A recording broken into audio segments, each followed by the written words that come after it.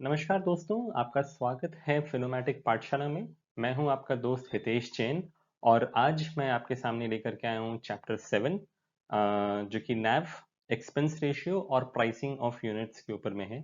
मैं आपको याद दिला दूं कि मैं आपको NISM 5A एग्जाम की तैयारी करा रहा हूं और इस श्रृंखला में जितने चैप्टर्स हैं हम एक एक करके उन सब का वीडियो आपको बना के दे रहे हैं और आज हमारा डिस्कशन चैप्टर 7 पर है। सेवन के वीडियो के अंदर में आप देखेंगे कि जो डेली बेसिस पे नैव निकलता है उसको कंप्यूटेशन करने का तरीका क्या होता है, उसके प्रिंसिपल्स क्या होते हैं, ये मेन डिस्कशन है। इस चैप्टर से कुछ न्यूमेरिकल क्वेश्चंस भी आते हैं जो कि मैं आपको सॉल्व करना सिखाऊंगा।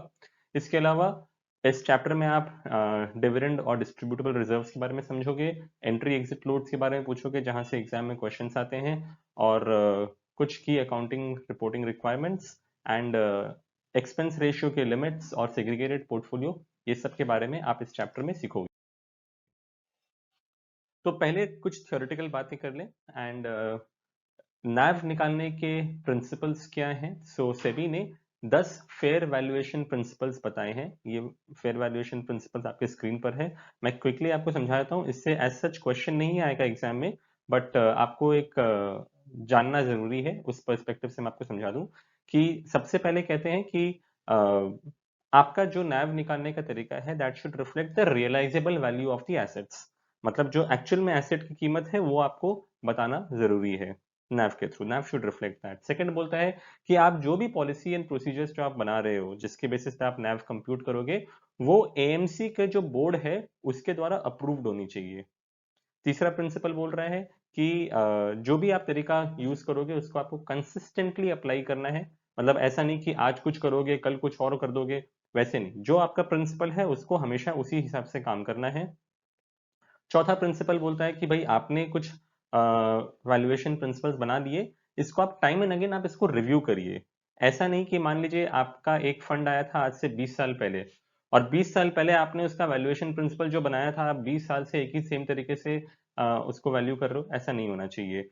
With time, lot of things change, lot of principles change in the market, new products come up, so you have to periodically review the valuation principles on the basis of which you are coming out with your NAV on a daily basis.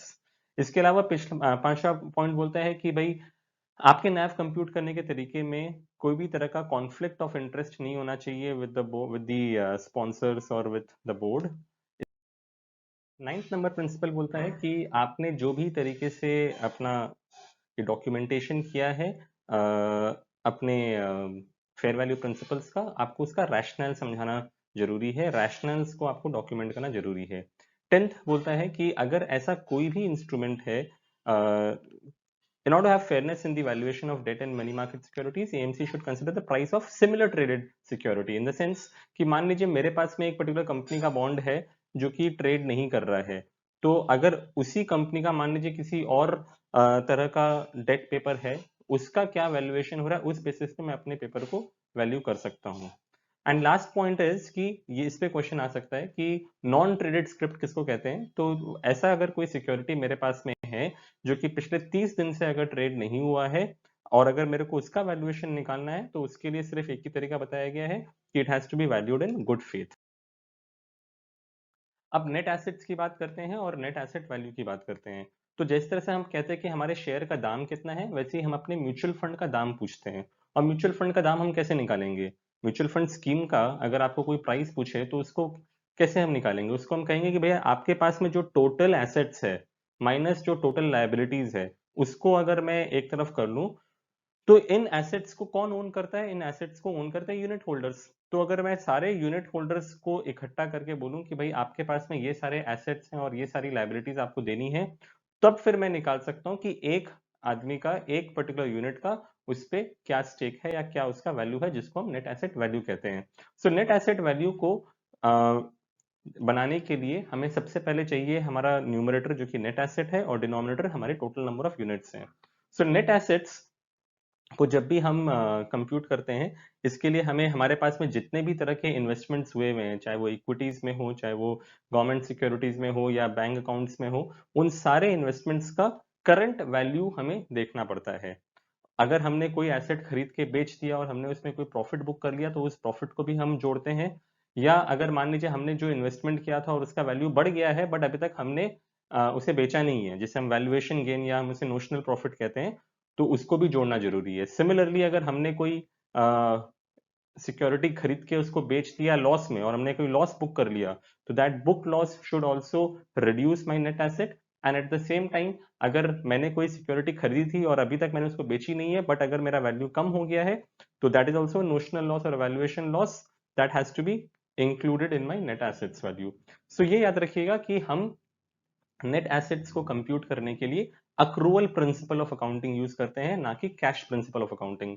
तो मैं 1 minute में आपको समझाता हूं कि accrual principal और cash principal में फर्क क्या है। अक्रूवल प्रिंसिपल का मतलब होता है कि जैसे ही मैंने कोई एक्सपेंस किया, भले ही मैंने उसको पे नहीं किया हो, लेकिन मुझे पता है कि मैं आने वाले समय में उसको पे करूंगा, तो मैं उसको अपने बुक्स में अकाउंट फॉर कर लूं। सिमिलरली अगर कोई इनकम है जो मुझे पता है कि मुझे अक्रू हो चुका है लेकिन अभी तक मेरे अकाउंट में नहीं घुसा है, तो उसको भी मेरे को एज एन इनकम कंसिडर कर लेना चाहिए। सो अक्रूवल बेसिस में मान लीजिए कि मेरे पास कोई एफडी है, अभी 1 अप्रैल से 31 मार्च तक उसका एक इंटरेस्ट ड्यू हो गया, लेकिन लेट्स से वो जो बैंक है वो 5 अप्रैल को उस एफडी का इंटरेस्ट देती है, तो क्या मैं 1 अप्रैल को या 30 मार्च को क्या मैं नहीं बोल सकता हूँ कि मैंने इतना इंटरेस्ट ऑलरेडी कमा लिया है जो कि अभी तक मेरे अकाउंट में नहीं घुसा है? तो जी हाँ, सो ये जो भी हमने कमा लिया जो कि अभी तक हमारे अकाउंट में नहीं घुसा, या हमने जो खर्च कर दिए जो कि हमने अभी तक पे नहीं किया, उसको नेट एसेट में जोड़ना जरूरी है, जो कि part of the accrual principal है। राइट। तो नेट एसेट वैल्यू को निकालने के लिए ये कुछ कुछ चीजें एडलेस करनी पड़ती हैं। मैं आपको एक एक करके समझा देता हूँ और उसके बाद में मैं आपको बताता हूँ कि एग्जाम में इस सेक्शन से 1 या 2 क्वेश्चन जरूर आएंगे, तो इसलिए ये जो क्वेश्चंस आएंगे ये बहुत लंबे लंबे क्वेश्चंस होंगे। इसके अंदर में बहुत सारे नंबर्स दिए हुए होंगे और जनरली जो स्टूडेंट्स प्रिपेयर करके नहीं जाते हैं और जिनको मैथ से डर लगता है, वो इतने सारे नंबर्स देख करके पहले ही उस क्वेश्चन को स्किप कर जाते हैं। बट अगर आप मेरा ये सेक्शन देख लोगे तो आपको समझ में आ जाएगा कि this is the easiest question that you can actually get in your exam and you hope that you get many such questions. तो इसीलिए घबराने की जरूरत कुछ नहीं है। आप लोग मेरे साथ में नेट एसेट वैल्यू को कंप्यूट करना सीखोगे। नेट एसेट वैल्यू कंप्यूट करने के लिए पहले जितने भी क्वेश्चन में आपको एसेट्स बताए हुए होंगे कि भाई इतना रुपए का इक्विटी है, इतना रुपए का डिबेंचर है, इतना रुपए का बैंक डिपॉजिट्स है, आप सबको ऐड कर दीजिएगा। ठीक है। फिर वो बोलेगा कि भाई आपको इतना रुपए का इंटरेस्ट इनकम मिला, डिविडेंड इनकम मिला, या इतना रुपए का आपने माल बेच करके प्रॉफिट कमा लिया, तो ये सब क्या है, ये सब मेरे घर में चीजें आ रही हैं तो मैं इन सबको ऐड कर दूंगा। वैल्यूएशन गेन्स मैंने आपको बताया कि जिसको सिक्योरिटी को मैंने बेचा नहीं बट उसका दाम बढ़ रखा है, तो उसको भी मैं ऐड कर दूंगा। सिमिलरली अगर मैंने कोई माल बेच दिया और मैंने लॉस बुक किया, तो वो मेरा नुकसान है, उसको माइनस करेंगे, बहुत लॉजिकल है। सिमिलरली अगर मैं कोई सिक्योरिटी को होल्ड कर रहा हूं लेकिन उसकी वैल्यू मेरे खरीदे हुए कीमत से कम चली गई है, तो वो भी मेरा एक वैल्यूएशन लॉस या नोशनल लॉस है, मैं उसमें से अपना नैव को कम कर दूंगा। और मेरे स्कीम में जितने भी एक्सपेंसेस जो मैंने इनकर किए हैं उनको भी मैं माइनस कर दूंगा। तो बहुत ही सिंपल, आप समझ लीजिए कि आप अगर अपना खुद का बैलेंस शीट बनाना चाहते हैं तो आप क्या करोगे, आप अपने बैलेंस शीट में अपने सारे एसेट्स को जोड़ दोगे, आप अपनी सारी लाइबिलिटीज को माइनस कर दोगे, आपको जहां से पैसा आना है आप उसको ऐड कर दोगे और जहां पैसा आपको देना है आप उसको माइनस कर दोगे। इस तरीके से आप अपनी पर्सनल बैलेंस शीट बनाओगे ना, तो वही सेम कॉन्सेप्ट अपने को यहाँ लगाने का है नेट एसेट वैल्यू कंप्यूट करने के लिए। तो देखिए एग्जाम में इस तरह का क्वेश्चन आपके पास में आएगा। एग्जाम में बताया जाएगा कि भाई एक पर्टिकुलर स्कीम ए है, उसके पास में स्टॉक्स है 150 करोड़ के, उसके पास में बॉन्ड्स हैं 67 करोड़ के, मनी मार्केट इंस्ट्रूमेंट्स है 2.36 करोड़ के। तो मैंने क्या कहा कि सबसे पहले तो ये आपकी एसेट्स हैं, इन सबको आप जोड़ दीजिए, तो 150 प्लस 67 प्लस 2.36 ये सब ऐड हो जाएगा। फिर बोल रहा है कि dividend accrued but not received. Dividend मैंने कमा लिया, कंपनी ने अनाउंस कर दिया, लेकिन मेरे खाते में नहीं आया है, और वो है 1.09 करोड़ का, तो इसको हम ऐड करेंगे लेस करेंगे? जी हाँ, हम इसको ऐड करेंगे। Interest accrued but not received, अब मान लीजिए मेरे पास जो मनी मार्केट इंस्ट्रूमेंट्स थे उसमें कुछ इंटरेस्ट अक्रू हो गए हैं बट मेरे खाते में नहीं घुसे हैं, इसको हम क्या करेंगे, ऐड करें कि लेस करें? सिंपल सी बात है, हमारे घर में आने का पैसा है तो इसको हम ऐड करेंगे, सो 2.68 करोड़ को ऐड कर दिया। और इसके अलावा हमारे जो खर्चे हैं जो कि फीस पेएबल है, हमने पे नहीं किया, अकाउंट से हिट नहीं किया, लेकिन ये पैसा जाएगा, दैट इज 0.36 करोड़, तो इसको हम ऑब्वियसली माइनस करेंगे। तो आपने क्या देखा, 150, 67, 2.36, 1.09, 2.68, हमने इन सबको ऐड कर दिया और जो हमारा खर्चा था 0.36 उसको माइनस कर दिया। ये प्लस माइनस करने के बाद में आपका फिगर आया 222.77 करोड़। ये हो गया आपका नेट एसेट। बट एग्जाम में सवाल आपसे नेट एसेट नहीं पूछ रहा है, एग्जाम में आपसे सवाल नेट एसेट वैल्यू पूछ रहा है। मतलब कि जो 1.9 करोड़ आउटस्टैंडिंग यूनिट्स हैं उनका कुल मिला के वैल्यू 222.77 करोड़ है। तो बताइए एक यूनिट का वैल्यू कितना है? बहुत सिंपल है सर, इसको डिवाइड कर दीजिए, आपका आंसर आ गया 117.25। That is the naive of this scheme. So very simple question. एक और एग्जांपल फटाफट देख लेते हैं, आई एम श्योर आप लोगों को कॉन्सेप्ट क्लियर हो जाएगा। नेक्स्ट क्वेश्चन इज कि मेरे पास में स्टॉक्स हैं, मनी मार्केट इंस्ट्रूमेंट्स हैं, ये मेरे एसेट्स हैं, मैं इनको क्या करूंगा? ऐड करूंगा। डिविडेंड अक्रूड है बट घुसा नहीं अकाउंट में, ऐड कर देंगे। अमाउंट पेएबल, अब मुझे किसी कोई मैंने शेयर्स खरीदे उसके पेमेंट करना बाकी है, तो ये तो मेरा लाइबिलिटी है 7.5 करोड़, तो इसको मैं ऐड करूं कि लेस करूं? जी हाँ, मेरे घर से जाने का है पैसा, तो इसको मैं माइनस करूंगा। Amount receivable on sale of, मैंने कोई माल बेचा, उसका पैसा भी मेरे अकाउंट में घुसा नहीं है, तो जो पैसा घुसा नहीं है वो तो आएगा मेरे अकाउंट में कभी ना कभी, तो वो 2.34 करोड़ को मैं ऐड कर दूंगा। और फीस पेएबल हमने पिछले स्लाइड में देखा था कि ये मेरा खर्चा है, मैं इसको माइनस करूंगा। तो आपने क्या देखा, सारे एसेट्स को मैंने ऐड किया 230 प्लस 5, डिविडेंड जो आने का था 2.39 उसको भी ऐड कर लिया, और जो शेयर बेचने से जो पैसा आने का था 2.34 करोड़ उसको भी ऐड कर दिया। सिमिलरली जो मैंने माइनस किया वो था जो मैंने शेयर्स खरीदे जिसका पेमेंट मुझे करना बाकी है 7.5 करोड़, उसको माइनस कर दिया। और जो मेरा खर्चा था फीस पेएबल उसको मैंने माइनस कर दिया। तो नेट में मेरा एसेट कितना आया? मेरा नेट एसेट आया 231.82 करोड़ का। क्या ये मेरा नैव है? जी नहीं, क्योंकि ये 231.82 करोड़ का जो नेट एसेट्स आया, इसके ओनर कौन है? 2.65 करोड़ यूनिट्स। तो सवाल आपसे पूछ रहा है कि एक यूनिट का वैल्यू कितना है, तो एक यूनिट का value sir very simple, divided by 2.65, answer is 87.48। तो इसीलिए मैं आप लोगों से फिर से कहूंगा कि ये वेरी सिंपल क्वेश्चंस हैं, इनको आप एग्जाम में स्किप मत करिएगा। क्वेश्चंस थोड़े लंबे लंबे होंगे, नंबर्स थोड़े डरावने होंगे, कुछ एक्स्ट्रा इंफॉर्मेशन भी वो दे देंगे जो कि आपके काम की नहीं है। तो आपको समझ में आना चाहिए कॉन्सेप्ट क्या है, और उस बेसिस पे आप बहुत ही आसानी से नैव कंप्यूट कर सकते हो। एक और चीज बता दूं कि एग्जाम के अंदर में आपको मोबाइल फोन ले जाना अलाउड नहीं है, तो आप उसको मोबाइल में कंप्यूट नहीं करोगे। आप वहां पर अपने स्क्रीन पर एक एक्सेल खोल सकते हो, और एक्सेल में आप ये प्लस माइनस जरूर कर सकते हो। अब आता है total expenses in mutual fund schemes के बारे में हम बात करते हैं। तो म्यूचुअल फंड स्कीम्स में क्या क्या खर्चे अलाउड हैं चार्ज करने के लिए, क्या क्या खर्चे नहीं चार्ज कर सकते हैं, इसके ऊपर कहानी है, और इसके ऊपर कुछ क्वेश्चंस भी आते हैं। तो सबसे पहले क्या बताया गया है कि भैया हमारा investment and advisory fees related अगर हमारा कोई भी खर्चा है जो कि हमने अपने एसआईडी में डिस्क्लोज किया है, तो ये सारा खर्चा हमारे स्कीम के एक्सपेंसेस में आएगा। तो भाई क्या क्या खर्चे हैं जो कि हमारे रेकरिंग एक्सपेंसेस है, पहले एक बार उसको जान लें। सबसे पहला तो भैया आप और हम म्यूचुअल फंड बेच रहे हैं, हमें कमीशन मिलना है, तो कमीशन क्या म्यूचुअल फंड हाउस अपने जेब से देगा? जी नहीं, वो तो स्कीम को चार्ज करेगा, और स्कीम को चार्ज करेगा मतलब इनडायरेक्टली वो कस्टमर की जेब से ही जाएगा। तो स्कीम को चार्ज करने वाले सारे एक्सपेंसेस को हम एलिजिबल एक्सपेंसेस कहेंगे, जो कि marketing and selling expenses including our commission is part of that recurring expenses. इसके अलावा जो फंड मैनेजर शेयर खरीद रहा है बेच रहा है, तो उसको ब्रोकरेज और ट्रांजैक्शन कॉस्ट पे करना पड़ रहा है, तो that is also an eligible expense. फिर जो आरटीए आपको सर्विस दे रहा है एक कस्टमर को या फंड हाउस को, तो वो अपना एक फीस चार्ज करता है, वो भी एक रेकरिंग एक्सपेंस है, आप उसको भी जरूर कंसिडर कर सकते हैं अपने रेकरिंग एक्सपेंसेस में। फिर आप जो ट्रस्टीज को फीस पे कर रहे हो, या जो आप ऑडिटर्स को फीस पे कर रहे हो, या जो आप कस्टोडियंस को फीस पे कर रहे हो, इन सारे लोगों की सर्विसेज तो आप इन्वेस्टर के लिए ले रहे हो, राइट? तो ये सारे खर्चे जो हैं they are part of the recurring expense. Similarly time and again जो फंड हाउस आपको हर समय एसएमएस, ईमेल या कुछ फिजिकल कोरियर्स आपको भेजती हैं, तो उससे रिलेटेड जितने भी एक्सपेंसेस होते हैं, all of that gets charged to the total expenses of a scheme. Any other expense जो कि एक फंड हाउस करता है, any expense other than the investment advisory expense and recurring expense, that shall be borne by the AMC और the trustee और the sponsors.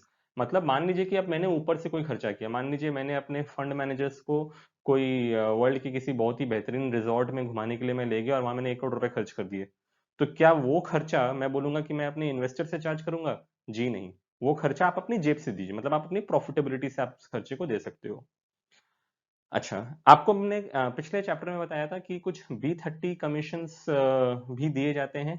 तो B30 commissions को देने के लिए सेबी ने मतलब B30 कमीशंस मैं अपने सारे यूनिट्स पे चार्ज कर सकूं, इसके लिए सेबी ने कहा कि भाई आपको इनमें से कुछ कंडीशन सेटिस्फाई करने पड़े, आपको कम से कम एक कंडीशन सेटिस्फाई करना पड़ेगा। पहला कंडीशन बोला कि भैया इस साल मैंने जितना नया पैसा उठाया है अगर उसका 30% पैसा अगर B30 लोकेशन से आए तो मैं मानूंगा कि भाई आप लोग B30 लोकेशन में काम कर रहे हैं और इसलिए आप अपने टोटल यूनिट्स के ऊपर में आप B30 कमीशन का जो एक्स्ट्रा चार्ज करने का है आप वो चार्ज कर सकते हो।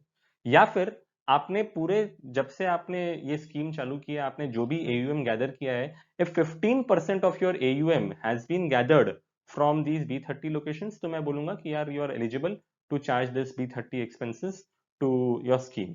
सो अगर आप इन दोनों में से कोई भी क्राइटेरिया सेटिस्फाई करते हो तो फंड हाउस को अलाउड है कि वो 0.3% of the daily net assets को वो B30 कमीशन के नाम पर चार्ज कर ले। अच्छा, अब आपके मन में ये सवाल आ रहा होगा, तो ठीक है सर, आपको तो कमीशन चार्ज करने के लिए अलाउ किया है, तब तो हम कुछ भी चार्ज कर सकते हैं नहीं? मतलब कल से फंड हाउस बोल देगी कि भाई 10% हम कमीशन देंगे या हम कस्टमर से 10% कमीशन चार्ज करेंगे, आपको हम 9% शेयरिंग दे देंगे। तो क्या फंड हाउस ये चीज कर सकती है? या फंड हाउस बोलेगी कि भाई मेरे सामने आपने ये 6 खर्चे दिए, अब मैं उसमें अनाप शनाप कुछ भी खर्च कर दूंगी। तो क्या वो कर सकती है? आपको करना आप करिए, बट सेबी ने कहाँ रोका आपको? सेबी ने कहा कि भैया आप जो टोटल एक्सपेंस आप जो चार्ज करेंगे उसका उन्होंने एक अपर लिमिट बना दिया। तो वो अपर लिमिट क्या है वो आपके स्लाइड पे आपके सामने लिखा हुआ है कि फॉर इक्विटी ओरिएंटेड स्कीम्स आप 2.25% is the highest that you can charge. For liquid funds, ETFs, index funds, the highest that you can charge is 1%। Exam में यहां से क्वेश्चन आता है, इसको याद रखिएगा। इंडेक्स फंड में आप 1% से ज्यादा चार्ज नहीं कर सकते हो expenses. Close ended equity schemes के अंदर में आप 1.25% से ज्यादा चार्ज नहीं कर सकते हो। इक्विटी स्कीम्स में आप 2.25% से ज्यादा चार्ज नहीं कर सकते हो।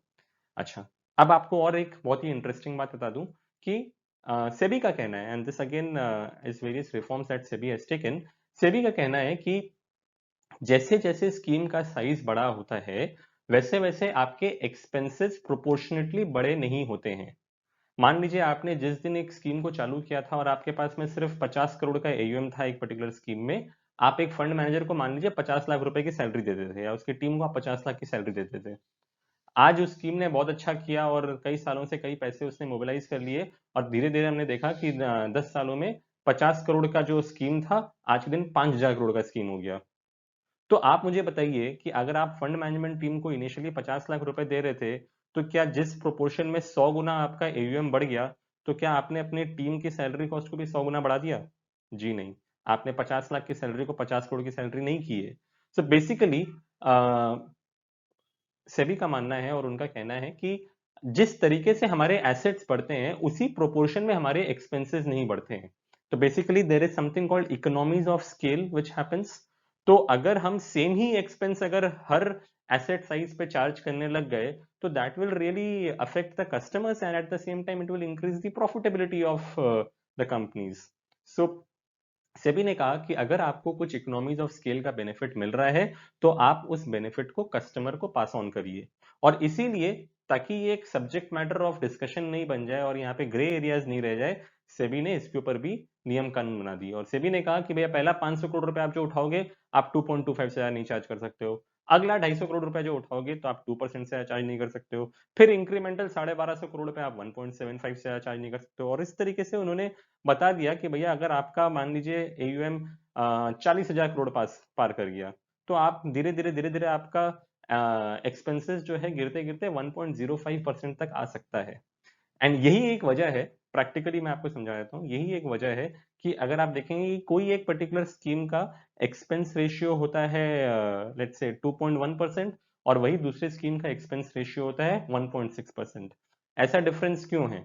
ऐसा डिफरेंस इसीलिए है क्योंकि जिस फंड का एक्सपेंस रेशियो आपको 2.1% दिख रहा है शायद उस फंड का जो टोटल एसेट साइज है वो 700-800 करोड़ के आसपास का होगा। लेकिन जिस फंड का आप देख रहे हो कि एक्सपेंस रेशियो 1.6% है वहां आप देख रहे होंगे कि उस फंड का एसेट साइज जो है 3-4 हजार करोड़ के आसपास का होगा। तो जैसे जैसे एक फंड स्कीम का साइज बढ़ता जाता है वैसे वैसे उसके एक्सपेंस रेशियो कम होते जाते हैं। नेक्स्ट कॉन्सेप्ट पे आते हैं एंड नेक्स्ट कॉन्सेप्ट है डिविडेंड और डिस्ट्रीब्यूटेबल रिजर्व्स के ऊपर में। ये एक क्वेश्चन ऑल्दो एग्जाम में भी पूछ सकता है बट लॉजिकली भी आपको जानना जरूरी है कि जो फंड हाउस जो डिविडेंड्स देते हैं वो डिविडेंड्स कहाँ से देते हैं। सो पहली बात तो ये याद रखिए, मैंने आपको पहले भी अपने किसी सेशन में बताया था कि dividends is just a cash flow to the investor. Dividends are not the actual profits earned by a customer. इसका मतलब डिविडेंड में हमने आपको बताया था कि भाई जिस दिन हमने अनाउंस कर दिया और रिकॉर्ड डेट के बाद हमने जब डिविडेंड पे कर दिया, तो जो एक्स डिविडेंड नैव जो आता है वो डिविडेंड से उसका नैव घट जाता है। तो ये डिविडेंड अल्टीमेटली फंड हाउस देती कहां से? ये डिविडेंड फंड हाउस देती है on the basis of distributable reserves. तो ये डिस्ट्रीब्यूटेबल रिजर्व्स क्या है? ये डिस्ट्रीब्यूटेबल रिजर्व्स इज बेसिकली एक हमने एक रिजर्व बनाया of all the profits that we have made over the lifetime of a scheme. All the valuation gains हम जो करते हैं उसको हम इग्नोर कर देते हैं। वैल्यूएशन गेन्स मैंने आपको क्या बताया था कि जो भैया मेरा किताबी प्रॉफिट है, इन द सेंस कि मैंने 100 में खरीदा था, आज 120 रुपए है, मैंने माल बेचा नहीं है, 20 का प्रॉफिट होके बैठा हूं, लेकिन मैं उसको डिस्ट्रीब्यूटेबल रिजर्व के अंदर में नहीं जोड़ूंगा क्योंकि मैंने अभी उस प्रॉफिट को अपने घर में नहीं लाया है। लेकिन इसके अलावा कोई शेयर हमने ट्रेड किया जिसमें हमने प्रॉफिट किया, तो मैं उसमें अगर जो प्रॉफिट मैंने जोड़ा उसको मैं डिस्ट्रीब्यूटेबल रिजर्व में डाल सकता हूँ। सो बेसिकली बोलने का मतलब ये है कि आज एक स्कीम पिछले 20 साल से चल रही है और पिछले 20 साल में इसने कई बार प्रॉफिट किए और प्रॉफिट करते करते मान लीजिए उसने 3-4 हजार करोड़ का प्रॉफिट जमा कर लिया, तो उसने अपना एक रिजर्व खड़ा कर लिया। अब भले ही इस साल उस फंड ने एज सच कोई प्रॉफिट नहीं किया हो या वो स्कीम लॉस में चल रही हो इस साल, बट स्टिल वो स्कीम आपको डिविडेंड दे सकती है क्योंकि उसने पुराने अपने पुण्य से 3,000 करोड़ रुपया जमा करके रखा है through your past profits. So ये याद रखिएगा कि देर इज नो अश्योरेंस और guarantee to the unit holder about कि वो कितना डिविडेंड देंगी, क्या वो हर महीने डिविडेंड देंगी, ऐसा कुछ नहीं है। Dividend is nothing but just a cash flow to the investors. तो ये कॉन्सेप्ट याद रखिएगा। एंट्री लोड और एग्जिट लोड के ऊपर में एग्जाम में क्वेश्चन आएगा ही आएगा, तो इसलिए आप ये चीज को भी जान के रखिए। एंट्री लोड और एग्जिट लोड क्या होता है? एंट्री लोड बहुत ही सिंपल सा चीज है। आज के दिन तो बैन हो चुका है तो इसलिए हम और आप कभी एंट्री लोड देखेंगे नहीं, बट 2012 के पहले एंट्री लोड हुआ करता था। और वो ऐसा होता था कि जब कोई स्कीम आती थी, एनएफओ आता था मान लीजिए, वो कहते थे कि भाई हम आपको नैव तो देंगे 10 रुपए के हिसाब से, लेकिन हम एंट्री लोड चार्ज कर देंगे 5%। तो मालूम पड़ेगा कि आपने पैसे दिए 1 लाख रुपए जमा किए, उसमें से 5,000 रुपए तो एंट्री लोड के नाम में कट गया और बाकी 95,000 रुपए आपके इन्वेस्टमेंट में गए। और जो 5% जो उन्होंने एंट्री लोड काटा उसमें से एक सर्टन सिग्निफिकेंट चंक वो डिस्ट्रीब्यूटर को पास ऑन कर देते थे।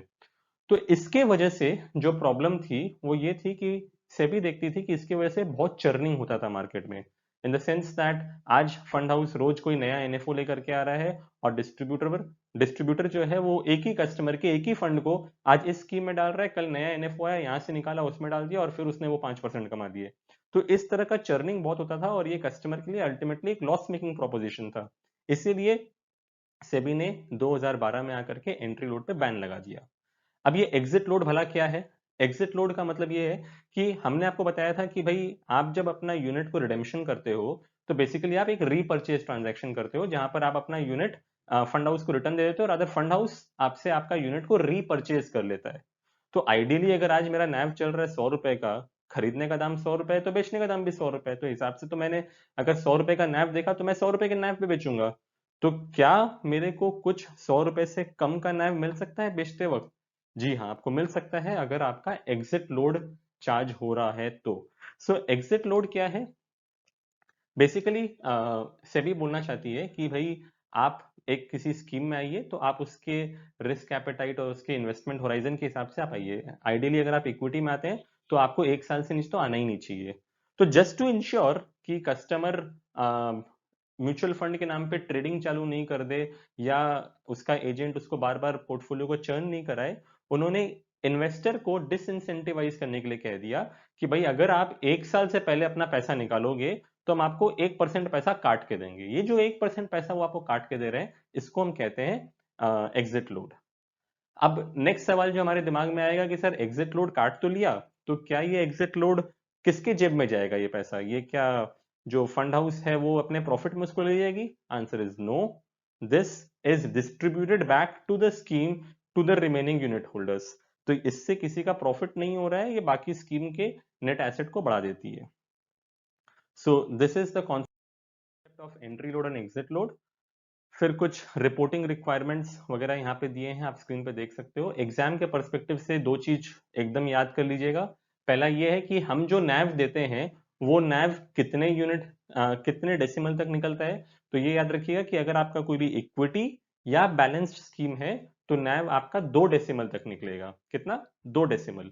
और वही अगर आपका कोई डेट फंड या इंडेक्स फंड है तो वहां पे आपको NAV 4 डेसिमल तक मिलेगा, राइट। मतलब अगर आप मेरे से पूछोगे कि तेज भाई SBI ब्लू चिप फंड का NAV कितना है, तो मैं आपको मान लो बोलूंगा 60.34, ये मेरा SBI ब्लू चिप फंड का लेट से NAV है। लेकिन वही आप मेरे से पूछोगे कि हितेश भाई SBI सेविंग्स फंड जो कि एक डेट फंड है उसका NAV कितना है, तो मैं आपको बोलूंगा कि इसका NAV मान लीजिए 65.3256 है।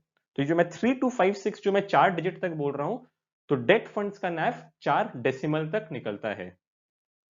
ये भी याद रखिएगा कि क्या आपको फ्रैक्शन ऑफ यूनिट के अंदर में आपको यूनिट्स मिल सकते हैं? जी हाँ, आपको म्यूचुअल फंड में फ्रैक्शन ऑफ यूनिट्स के लिए भी यूनिट्स मिलते हैं। मतलब मान लीजिए किसी स्कीम का NAV चल रहा है 2000 रुपए का और आपने दिया 500 रुपए इन्वेस्ट करने के लिए, तो क्या आपको सर 0.25 यूनिट्स मिल सकते हैं? जी हाँ, आपको 0.25 यूनिट्स मिल सकते हैं।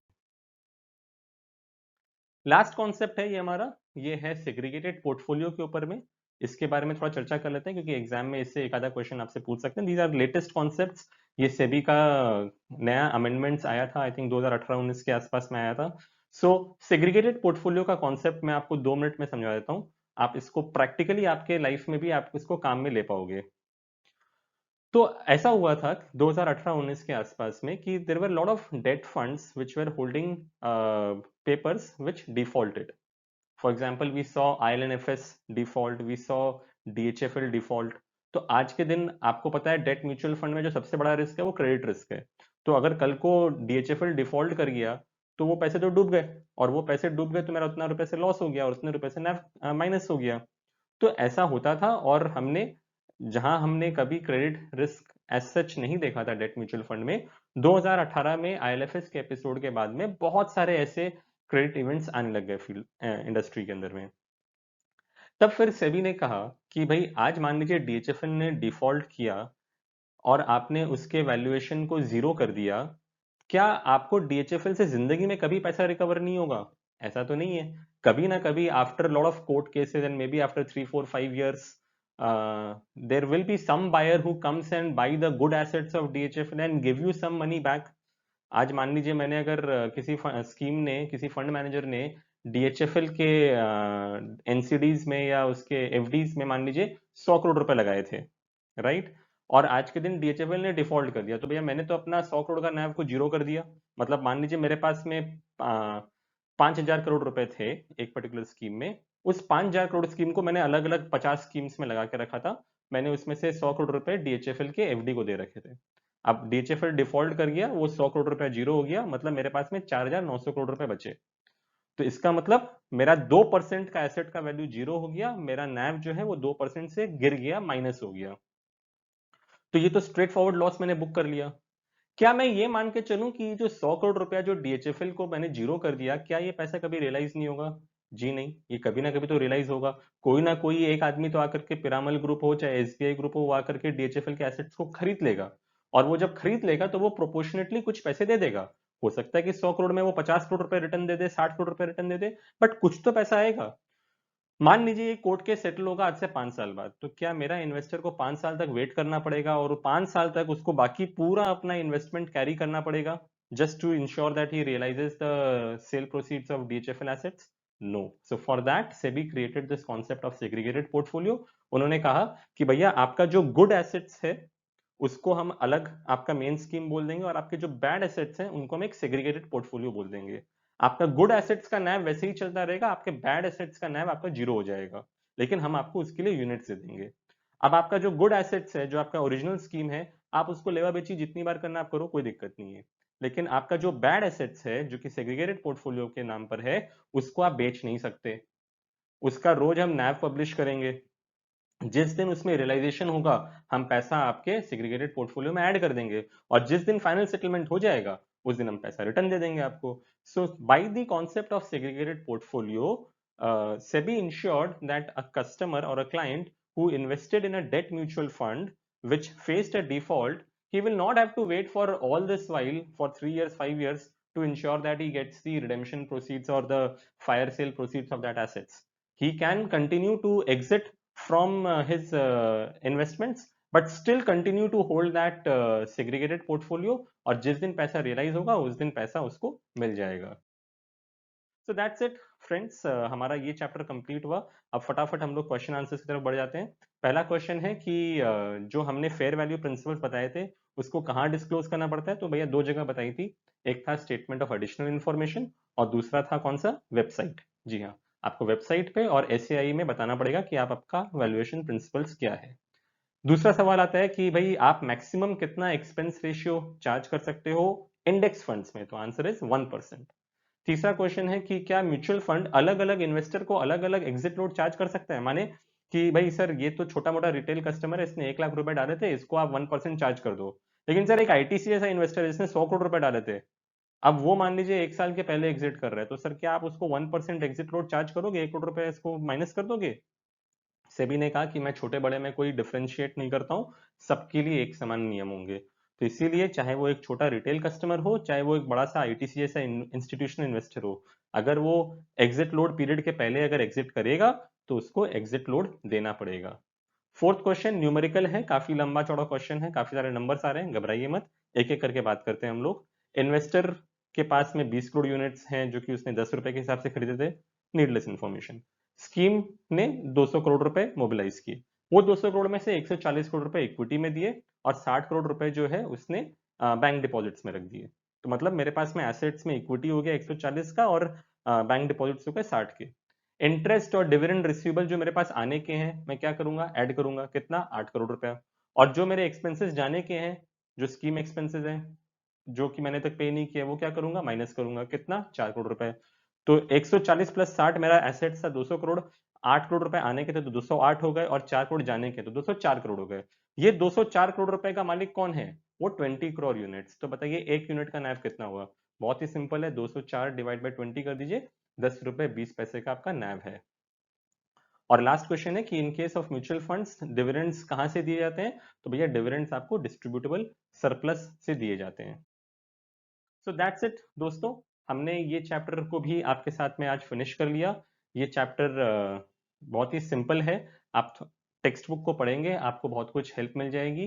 जैसे मैंने आपको कहा कि हम हर चैप्टर के मॉक टेस्ट वगैरह भी बना के रखे हैं, तो अगर आपको उन मॉक टेस्ट का भी एक्सेस चाहिए तो स्क्रीन पे दिए गए ईमेल आईडी पे आप अपना नाम, मोबाइल नंबर, ईमेल आईडी हमें भेज दीजिए, तो हम आपको अपने क्लासरूम में ऐड कर लेंगे और आपको उन मॉक टेस्ट का फ्री एक्सेस दे देंगे।